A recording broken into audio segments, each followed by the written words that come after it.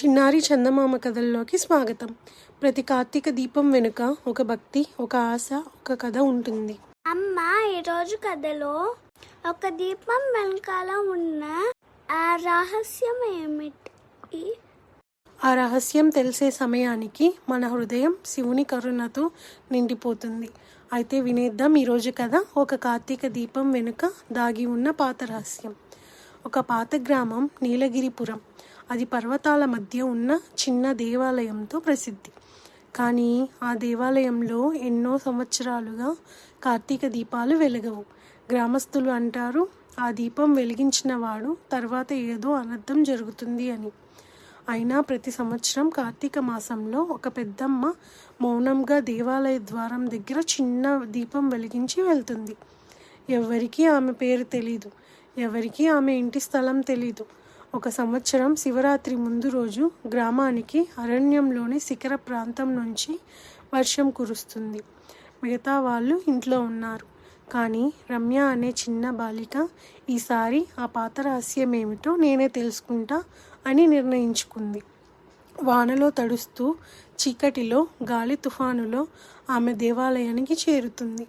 అచ్చంగా అప్పుడు ఒక దీపం వెలుగుతుంది. కానీ ఆ దీపం దగ్గర ఎవ్వరూ లేరు. రమ్య దగ్గరగా వెళ్తుంది. ఆ దీపం తలపై పాత శివలింగం మెరుస్తుంది. వెనుక నుంచి ఒక స్వరం, ఈ దీపం వెలిగించడానికి భయపడేవారు తమ హృదయాల చీకటిని ఎప్పుడూ తొలగించలేరు అని. ఆ స్వరం ఎవరిదో రమ్యకు అర్థం కాకపోయింది. కానీ గాలి తాకిన వెంటనే ఆ స్వరం మాయమవుతుంది. దీపం కాంతిలో రమ్యకి పాతరాతి పల్లక కనిపిస్తుంది. దానిపై రాయబడి ఉంటుంది, శివుని నామంతో వెలిగించే దీపం ఎప్పటికీ రహస్యం కాదు, దివ్యమైన దారి అని. రమ్య ఆ రాతి పలకను తాకగానే శివలింగం ముందు మంటలు నీలి కాంతిగా మారుతాయి. అప్పుడు శివుడు ప్రత్యక్షమవుతాడు. ఈ గ్రామం మళ్ళీ వెలుగులోకి రావాలంటే భయం కాకుండా విశ్వాసం కావాలి. నీ ధైర్యం వల్ల ఈ గ్రామం తిరిగి ఆశీర్వదించబడింది. రమ్య భయంతో నమస్కారం చేస్తుంది. అప్పుడు శివుడు ఆమె చేతిలో ఒక దీపం ఇస్తాడు. ఇది వెలిగిస్తే నీతో పాటు ఈ గ్రామం మొత్తం భక్తిలో మునిగిపోతుంది అని శివుడు అన్నారు. రమ్య ఆ దీపం తీసుకొని దేవాలయానికి వెలిగిస్తుంది. ఉదయానికి ఆ మంట లింగం చుట్టూ ఎర్ర తేజంగా మారుతుంది. ప్రజలు జాగరూకులై చూస్తారు. దేవాలయం మళ్ళీ వెలుగులోకి వచ్చింది. ఆ పెద్దమ్మ కూడా వస్తుంది, చిరునవ్వు చిందిస్తుంది. శివుడు ఇక ఈ గ్రామంలో శాశ్వతంగా నివాసం చేస్తాడు అని. అది చెప్పి అదృశ్యమవుతుంది. అందరూ గ్రహిస్తారు ఆ పెద్దమ్మ ఇంకెవరో కాదు, పార్వతీదేవి రూపమని.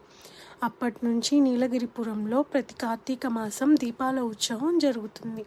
రమ్య ఇప్పుడు ఆ మొదటి దీపం వెలిగించే వారిలో మొదటిది, భయం లేకుండా విశ్వాసంతో.